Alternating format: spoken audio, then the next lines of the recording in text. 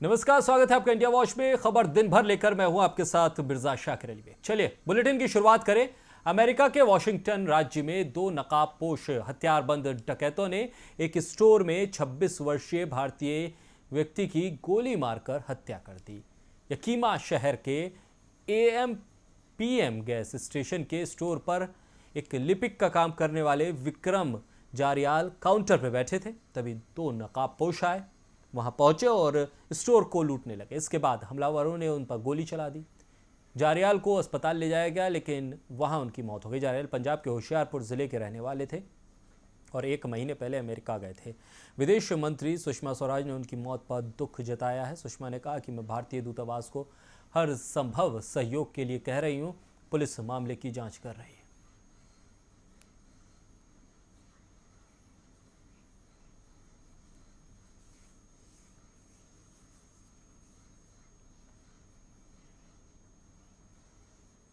अफगानिस्तान में पाकिस्तान की ओर से लगातार की जा रही गोलीबारी के खिलाफ लोगों का गुस्सा फूटा है और लोगों ने पाकिस्तानी मीडिया और पाकिस्तानी सरकार के खिलाफ प्रदर्शन किए, पाकिस्तान के खिलाफ नारेबाजी की है। अफगानिस्तान के राष्ट्रपति अशरफ गनी से मांग की है कि पाकिस्तान के खिलाफ जंग का ऐलान कर दिया जाए और तलब है कि पाकिस्तान अफगानिस्तान के ननगहरहार और कुनार जैसे इलाकों में लगातार गोलीबारी हो रही है। इसके चलते लोगों में गुस्सा है, लोग प्रदर्शन कर रहे हैं। पाकिस्तान आतंकवाद का मनगढ़ंत आरोप लगा के बलूचिस्तान और अन्य इलाकों में अफगानिस्तानी नागरिकों पर कहर ढा रहा है।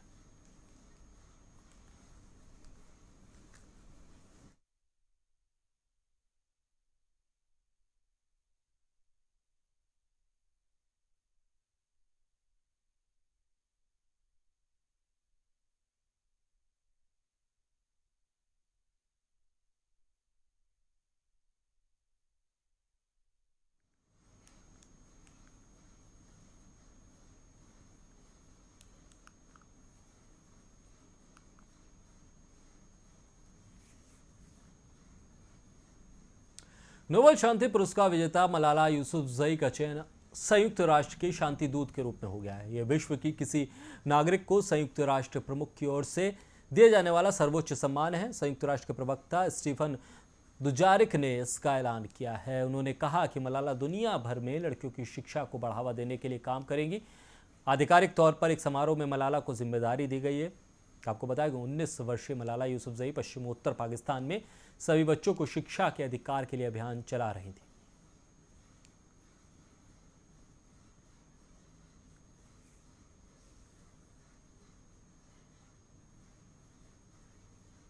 अमेरिका द्वारा सीरियाई सैन्य अड्डों पर 59 टॉम हॉक क्रूज मिसाइल दागने के बाद अमेरिका और रूस का आपसी तनाव खतरनाक स्तर पर पहुंच गया।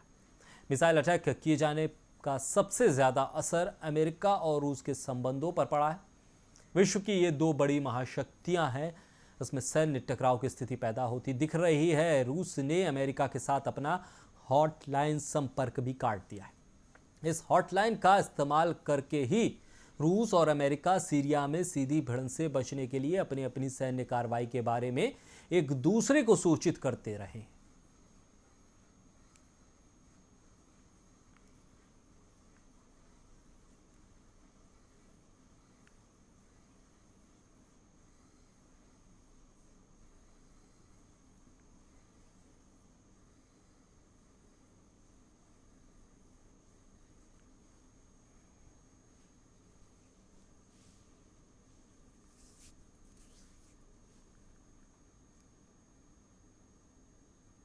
आईएसआईएस से जुड़े हैकर्स ने एक सख्त चेतावनी दे दी है। उन्होंने हिट लिस्ट जारी कर दी है। 8700 से ज़्यादा लोग इसमें शामिल हैं।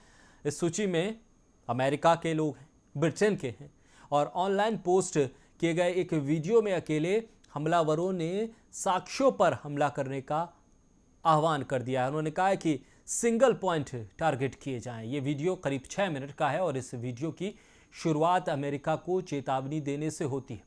स्क्रीन पर लगी और इसमें अमेरिका के लोगों को ज़्यादा दिखाया गया। इसमें सबसे ज़्यादा डोनाल्ड ट्रंप का एक संदेश है। इन हैकरों का ब्रिटेन से संबंध है और वो खुद को इस्लामिक स्टेट हैकिंग डिवीज़न बताते हैं।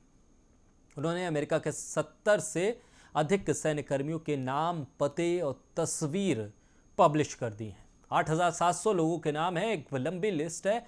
इसमें अमेरिका और ब्रिटेन के ज़्यादातर लोग हैं। अब साइबर अटैक के जरिए आईएसआईएस चेतावनी दे रहा है।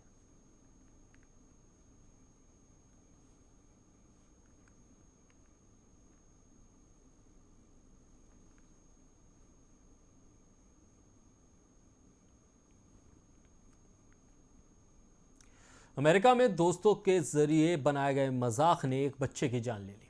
अमेरिका के मिशिगन प्रोविंस में एक ऐसा ही मामला सामने आया। 11 साल के बच्चे ने सिर्फ इसलिए फांसी लगा ली क्योंकि उसकी 13 वर्षीय प्रेमिका ने सोशल मीडिया पर अपनी सुसाइड का एक मैसेज पोस्ट कर दिया था। अपनी प्रेमिका की मौत की झूठी खबर से टॉयसन बेंस इतना दुखी हुआ कि उसने आत्महत्या कर ली। पुलिस को दिए गए टॉयसन की मां के बयान के अनुसार टॉयसन मरने से 40 मिनट पहले तक आराम से अपने फ़ोन पर लगा था। इसके बाद जब वो अपने कमरे में गई तो उन्होंने देखा कि टॉयसन ने फांसी लगा ली है। टॉयसन को तुरंत ही अस्पताल लेके गए, लेकिन तब तक उसकी मौत हो चुकी थी। पुलिस ने इस मामले में शामिल नाबालिग आरोपियों के खिलाफ केस दर्ज कर उन्हें हिरासत में ले लिया।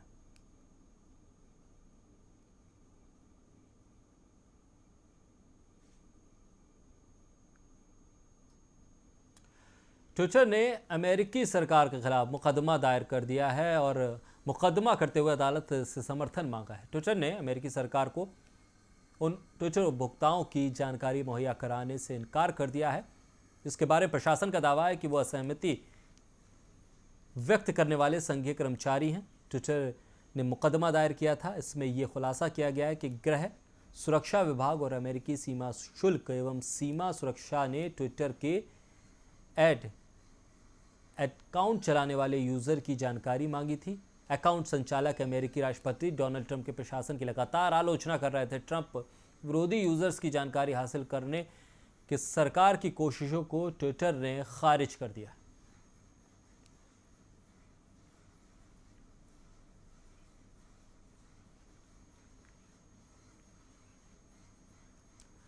अमेरिका को राष्ट्रपति डोनाल्ड ट्रंप की छुट्टियां महंगी पड़ रही हैं। अमेरिकी राष्ट्रपति की छुट्टियां अमेरिकी खजाने पर महंगी साबित हो रही हैं। अब तक ट्रंप की यात्राओं पर करीब 1 अरब 54 करोड़ रुपए खर्च हो चुके हैं। आपको बताएं कि राष्ट्रपति ट्रंप इन दिनों फ्लोरिडा के अपने आलीशान रिसोर्ट में ठहरे हैं। चीन के राष्ट्रपति शी जिनपिंग से मुलाकात के सिलसिले में ट्रंप फ्लोरिडा पहुंचे थे। ट्रंप से पहले अमेरिका के राष्ट्रपति रहे बराक ओबामा ने अपने कार्यकाल के पहले 2 साल में आधिकारिक यात्राओं पर जितना खर्च किया था उसके बराबर ट्रंप ने अपने 2.5 महीने के कार्यकाल में ही खर्च कर दिया है। 1 अरब से ज़्यादा का खर्चा डोनाल्ड ट्रंप ने अपनी यात्राओं पर अब तक कर दिया।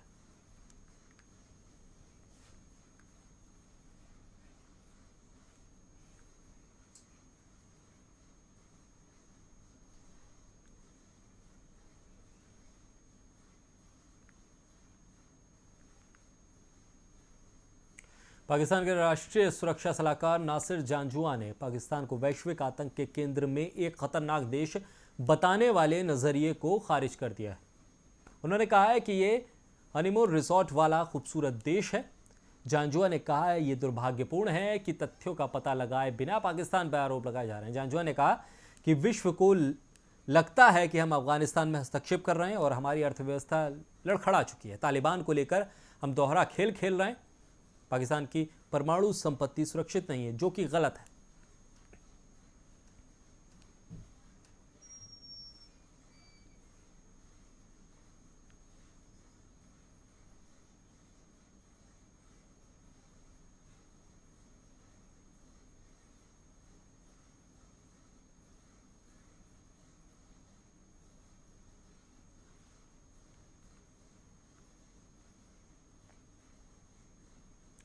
पाकिस्तान के रक्षा मंत्री ख्वाजा मोहम्मद आसिफ ने इस्लामाबाद और काबुल के द्विपक्षीय संबंधों को बिगाड़ने का आरोप भारत पर लगाया है। रक्षा मंत्री ने कहा कि अफगानिस्तान पर भारत के प्रभाव के कारण इस्लामाबाद और काबुल के संबंध तनावपूर्ण हो गए। उन्होंने देश के आतंकवाद के खिलाफ युद्ध में पाकिस्तानी सशस्त्र बलों की कुर्बानी पर जोर दिया। उन्होंने कहा कि आतंकवादियों को खदेड़ने और देश से आतंकवाद को हर संभव खत्म करने के लिए कदम उठाए जाने चाहिए।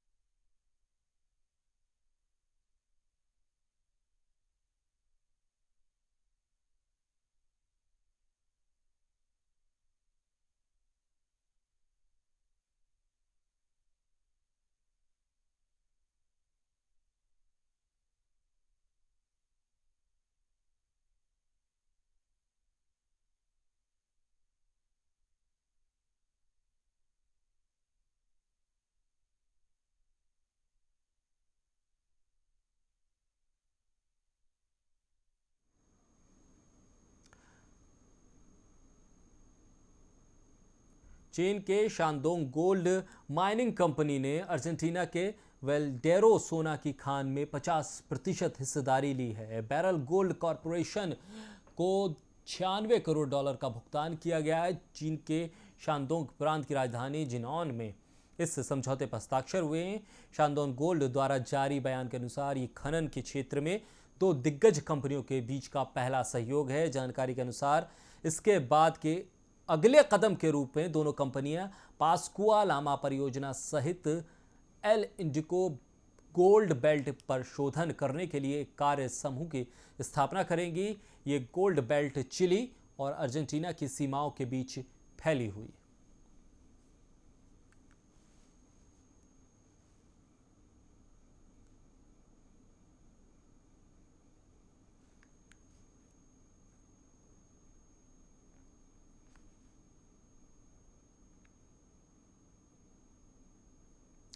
तो वहीं इजराइल ने भारत के साथ $2 अरब अमेरिकी डॉलर पर करार किया है। इसके तहत वो भारत को मिसाइल रक्षा प्रणाली की आपूर्ति करेगा। ये मिसाइल प्रणाली 70 किलोमीटर के दायरे में एयरक्राफ्ट, मिसाइल और ड्रोन को तबाह कर देगी। इजराइल के सरकारी उद्यम IAI ने ये जानकारी दी है।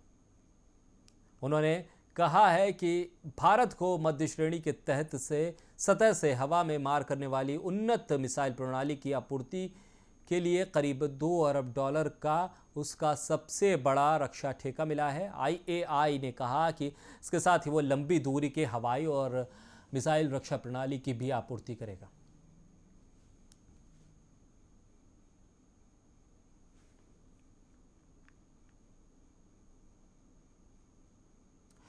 चलिए फिलहाल रुके छोटे से ब्रेक के लिए। ब्रेक के बाद जल्द हाजिर होते हैं।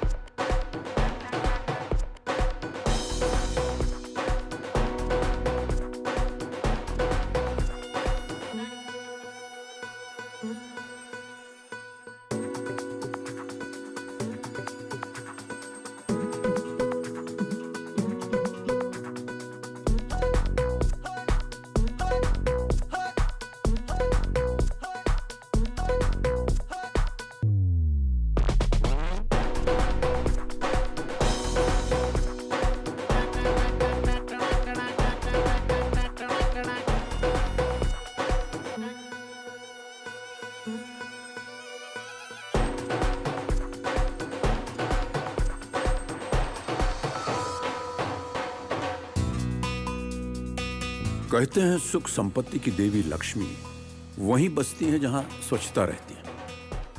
आश्चर्य की बात तो यह है कि जहां एक तरफ हम लक्ष्मी की पूजा करते हैं, वहीं दूसरी तरफ हम गंदगी फैलाते हैं। तो भैया अगली बार कचरा फैलाने से पहले सोच लीजिए, कहीं लक्ष्मी जी आपसे रूठ कर चली न जाए।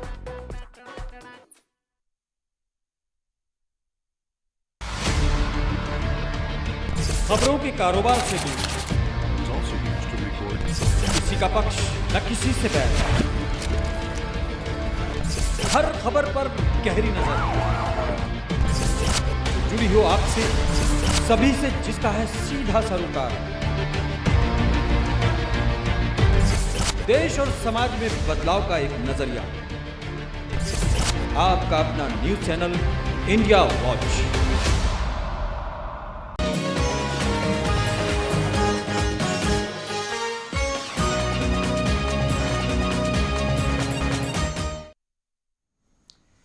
चलिए ब्रेक के बाद रुक करें कुछ और खबरों की तरफ। लखनऊ में शनिवार को कैबिनेट मंत्री रीता बहुगुणा जोशी ने 1090 कार्यालय का निरीक्षण किया। इस दौरान उन्होंने पूरे दफ्तर में महिला कर्मचारियों से बात की और कई पीड़ित कॉलर से बात कर उनकी समस्या को दूर करने का आदेश अधिकारियों को दिया। उन्होंने कहा कि देश में महिलाओं के साथ अपराध में बढ़ोतरी हुई है और 1090 के जरिए बड़ी संख्या में महिलाओं की परेशानी को दूर किया जा रहा है।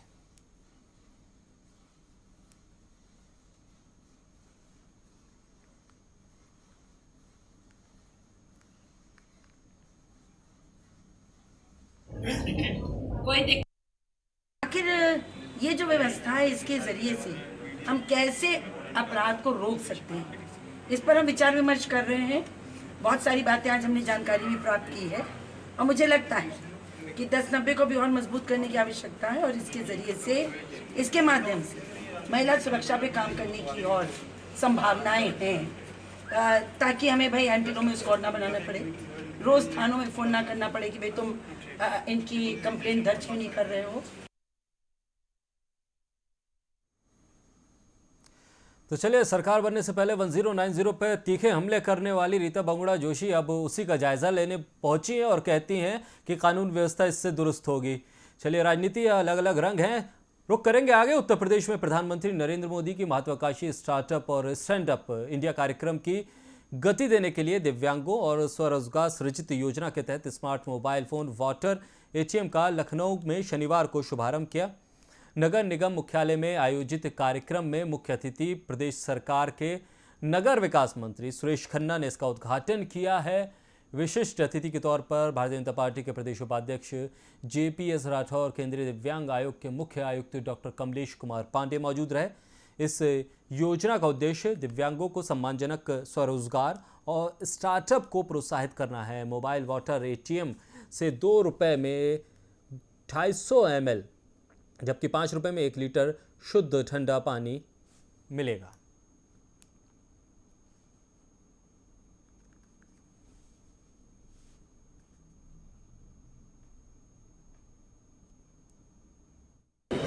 मैं श्री अशोक कुमार जी और उनके सहयोगियों को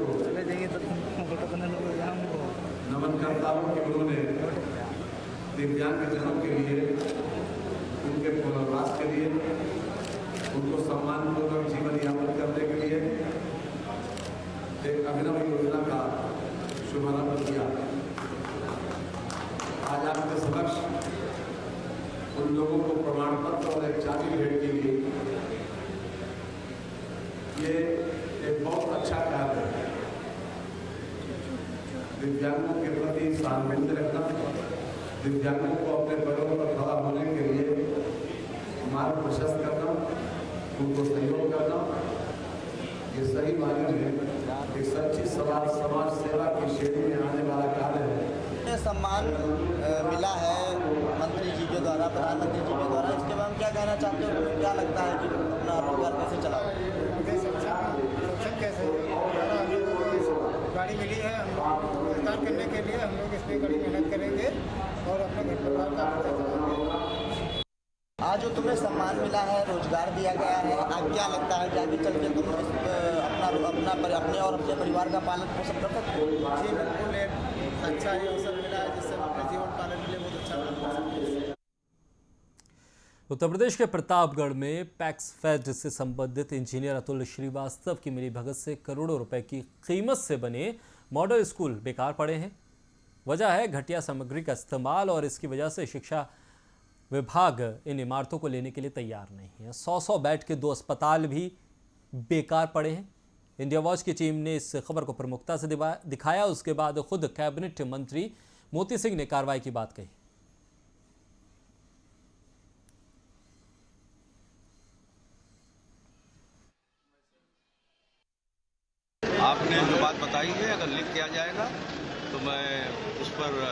गंभीर जांच की आदेश उत्तर प्रदेश की सरकार देगी, जिस पर हम कार्रवाई करेंगे। पिछली सरकार में जिले में 7 मॉडल स्कूल आए थे, एक भी चालू नहीं हो पाया है, जबकि ड्यूरेशन खत्म हो गया है। इसकी हम लोग मिलकर समीक्षा करें और माननीय शिक्षा मंत्री जी के संज्ञान में लाकर इस पर कार्रवाई। अस्पताल की बात करें, ऑक्सीजन पाइपलाइन फैली हुई है, आज से तकरीबन 8 साल हो गए, उस पर अभी तक ऑक्सीजन पाइपलाइन नहीं चालू है। बहुत ही योग्य हमें स्वास्थ्य मंत्री मिले हैं सिद्धार्थनाथ सिंह। आपने जो बताया है उनके संज्ञान में लाकर उसकी वो सुनिश्चित हो। केंद्रीय जल संसाधन मंत्री उमा भारती शनिवार को लखनऊ पहुंची थी। इस दौरान उन्होंने सरोजनी नगर में धुड़धरी तालाब पर आयोजित एक कार्यक्रम में वो शामिल हुई। वहां स्वाति सिंह, उत्तर प्रदेश कैबिनेट में मंत्री स्वाति सिंह भी मौजूद रहीं। कार्यक्रम के बाद उन्होंने तालाब का निरीक्षण किया। तालाब में गंदगी देखकर उमा भारती खुद को रोक नहीं पाई। तालाब की सफाई के लिए खुद फावड़ा निकाला और जुट गईं। देखकर लोग भी फावड़ा उठाकर तालाब की सफाई में जुट गए।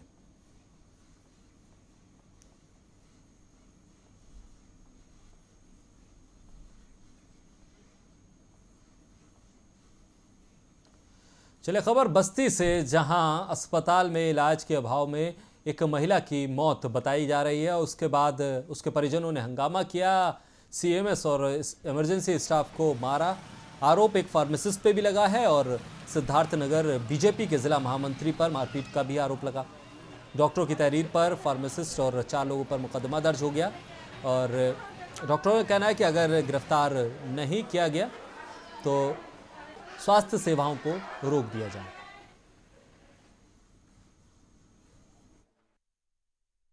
अस्पताल ले गए, वहाँ पर उन्होंने जो है मेडिकल कॉलेज के लिए रेफ़र किया। पेशेंट ब्लीड कर रहा था, रास्ते में और ज़्यादा सीरियस हुआ, वो यहाँ ले आए।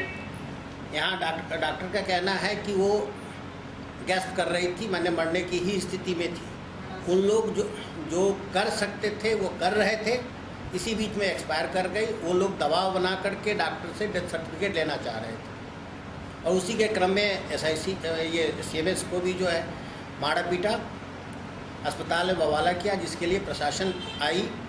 अब उनके विरुद्ध जो नियमानुसार कार्रवाई FIR हो गया है, नियमानुसार जो कार्रवाई होगी वो होगी।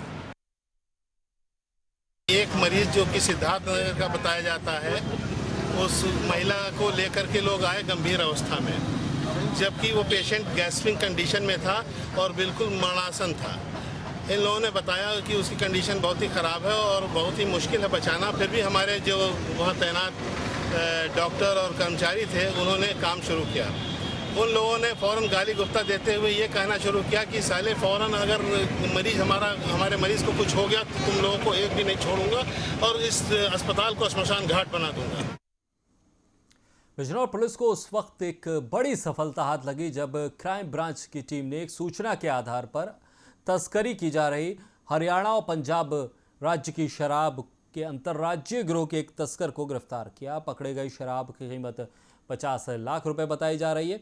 वहीं गिरफ्तार तस्कर के अन्य 3 साथी हवाई फायरिंग करते हुए फरार हो गए। फिलहाल पुलिस ने फरार हुए अन्य 3 तस्करों के खिलाफ मुकदमा दर्ज कर लिया है और पकड़े गए तस्कर के खिलाफ मुकदमा दर्ज करके उसे भी जेल भेज दिया गया।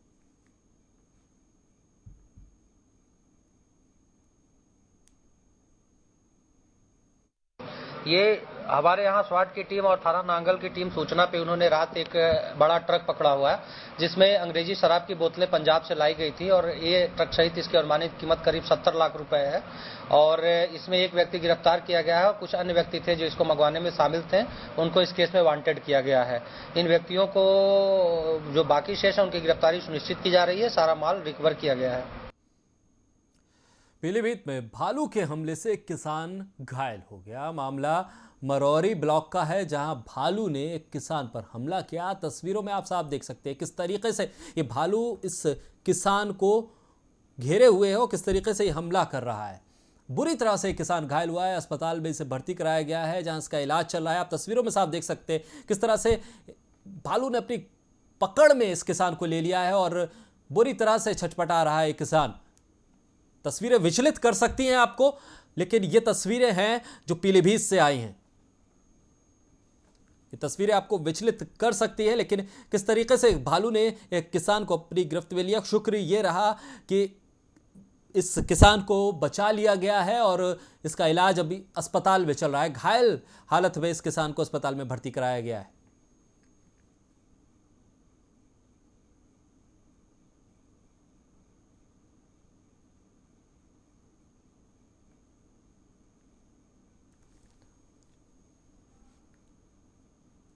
बीजेपी के राष्ट्रीय सचिव तीरथ सिंह रावत ने कहा है कि प्रदेश में जल्द ही सशक्त लोकायुक्त कानून आएगा। उन्होंने कहा सरकार जल्द ही सशक्त लोकायुक्त कानून लाएगी और इस दायरे में मंत्री नौकरशाह सहित सीएम और उन्होंने लोकायुक्त कानून के माध्यम से भ्रष्टाचारियों पर कड़ी कार्रवाई की बात कही है। तीरथ ने कहा है कि कांग्रेस सरकार के भ्रष्टाचार को जनता के सामने लाने की बात कहेगी और रावत ने कहा कि बीजेपी को जनता ने भ्रष्टाचार के खिलाफ जनादेश दिया है।